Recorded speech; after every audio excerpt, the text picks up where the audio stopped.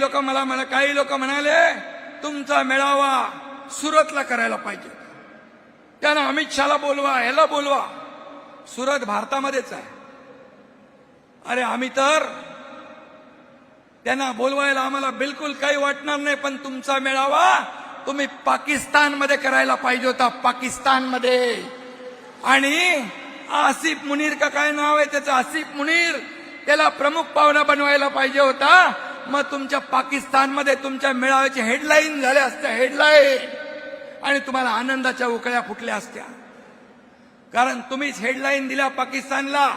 आपल्या लष्करावर संशय घेतला, लष्कराच्या शौर्यावर संशय घेतला.